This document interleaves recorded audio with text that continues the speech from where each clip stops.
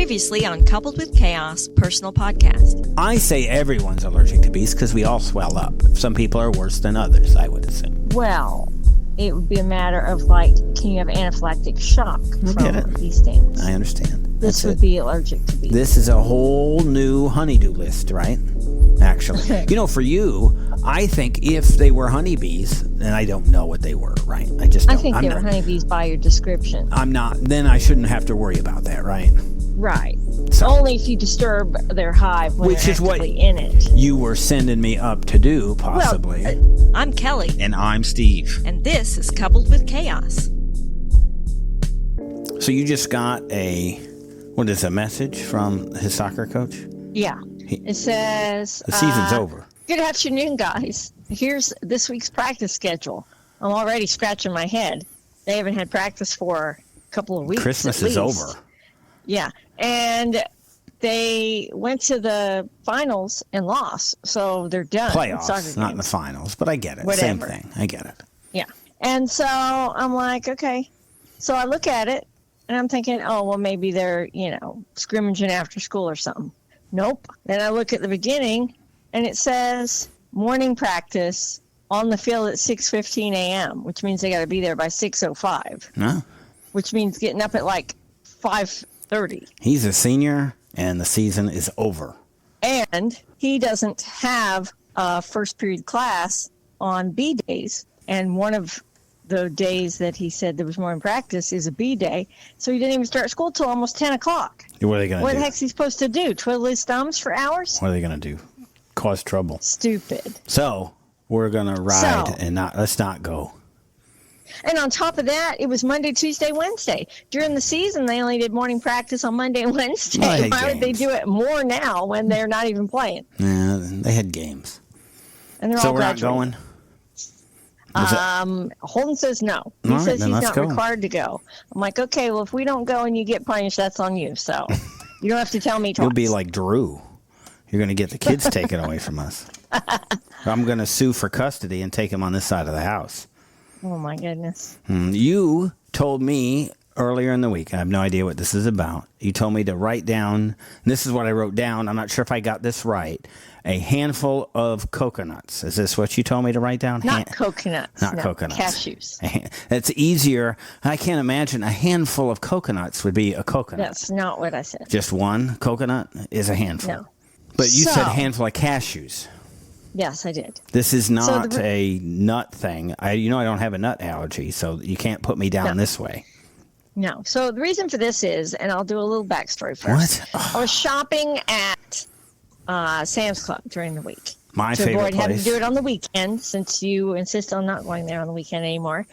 So I was shopping, and I was looking around, and I go, oh, look, a big canister of lightly salted cashews. Oh, that looks yummy. I love those. They're so good. I should get some. And then I went, well, wait a minute. I think we might still have some. I don't want to get a new canister if we still have an open canister. So I'll wait. I can always get them next time. So I come home, and maybe the next day, I look over, and there's a canister. I know right where it's at. Lightly salted cashews. And I went, ooh, okay. So there was only 5 or 6 cashews in the bottom. Uh-oh. It was just a few. I think I know where this is headed. Them. And then I was like, these don't taste now right. I need a canister of... now I need a canister of cashews. Because I sometimes cook with them also. So I was like, well, I guess I'll have to get some next time. Where I felt this was headed is that you do then keep and reuse the canisters. This has nothing to do with that? I do. And so after I ate the 5 or 6 cashews that were in there, later I was cleaning up and I go, oh, another open canister of cashews. I saw this coming. And I reach over and I'm, doing chores and stuff, so I'm not really looking and paying attention. I unscrewed the lid and there was no lights on, so I just see the color. It's the color of cashews. I reach in, grab a handful, and pop them into my mouth. I saw this coming. And I was like, oh, good, there's a lot in this one. So See, good thing you didn't buy one.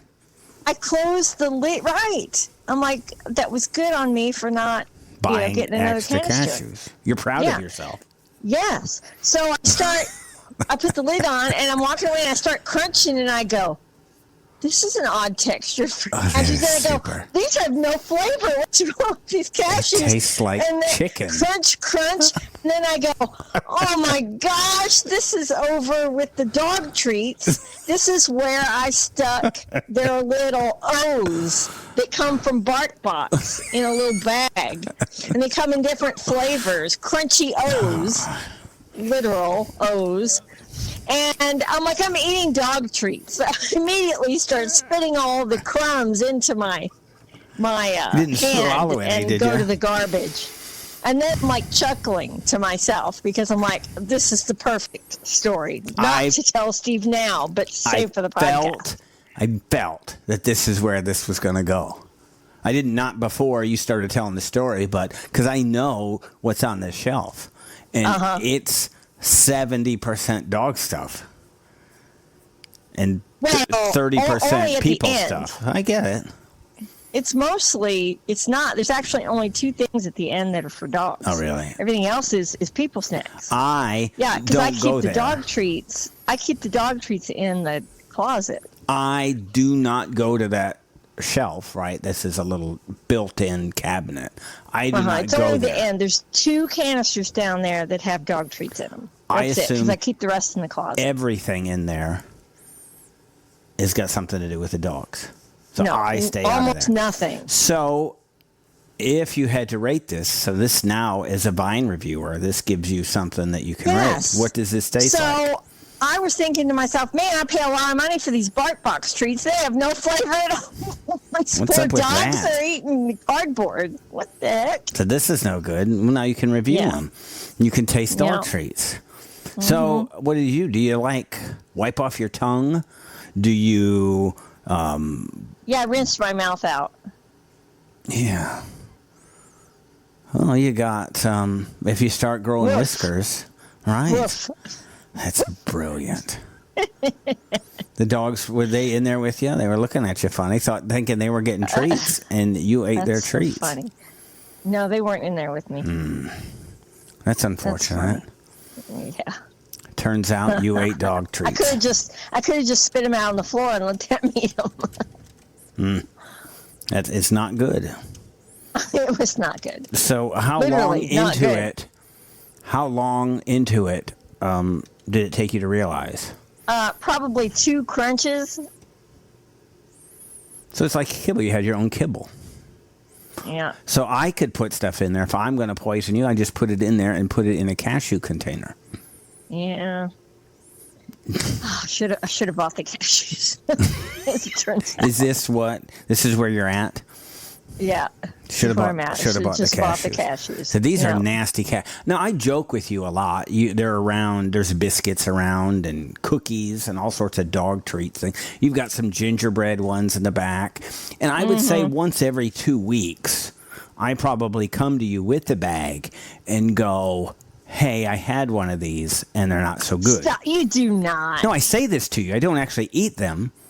But I said this to you about the gingerbread cookies. I go, I tried one of these, and they weren't very good.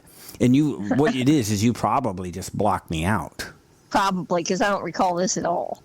I do Not even one time. I do it all the time. Wow. It just shows how little you pay attention. And just when you're rambling, because you're everything's a joke, and so I've heard them all. We've had comments from people. From our subscribers just about this type of thing where you're talking, I'm saying something in the background, I believe and I know that you're not actually listening. If I told you of a line I said during a podcast in one of these my little asides, you would know it. I've said Kelly doesn't even know I said that. She's oblivious to what I'm saying in these little one-off comments because you just block them out. Yeah, I block them out. You hear me talking like now, but as you're going and in between your breaths, I may mumble something. Yeah, I blocked you out so I can continue my thought, because if I try to pay attention to you, I'll lose track of what I was saying in the first place. Yeah. So that's good. This is our rhythm. And now this happens in our life. Like for me, this is an example of that. Those gingerbread cookies, I know I played that line to you at least 2 times. I've never heard that. I had one of these and they're not so good. And then, so you just blow right past it. Yeah. It's a welcome to our life. I am just working so hard to get a laugh. Just one. And I may try 10 times and the 10 things aren't funny. But if 1 out of 10 get a laugh, then it's fine. I appreciate the effort. The audience of the boy. Because it doesn't matter. We're writing... Everything's funny to him. In general, writing jokes all the time. I don't like your tone about that. Not everything's funny. Oh, it is to him. Not everything. Everything you say is funny to him. That's good. He doesn't ever have to leave the house. Even when I say, well, that's not actually funny. He's like, yeah, it is, because, and it'll be some stupid reason, the reason funny. that you would give that it was funny. Yeah, and that was I'm funny. like, okay, y'all just go off on your little thing. And this is why I don't hear you. What am I going to do when he's gone? I mean, he's not out a lot, but at least a couple of hours a week, we get that back and forth banter where we've said something that's funny, and then we write whatever it is and believe we could have made it funnier or more funny, as it should be, to be corrected by you. This is what we do. Like, I wish I would have said this. Like, you get one shot at the real joke, right? The timing is there. It comes out. There it is. And then you think about it afterwards. Once you've missed the opportunity, it's like, oh, darn, I could have made this so much better. So much better. And so this is dinner conversation. We do spend the time trying to make it better. And for me, that's just part of the fun of it. It's the fun of jokes and the fun of funny. Yeah. The trouble is you're not listening, so that's not so good. We're going to talk not so funny. We're going to talk some not so funny stuff. A dishwasher that we're mad at, and all of that. And I don't know. It looks like we're taking a trip. All that and more when we come back.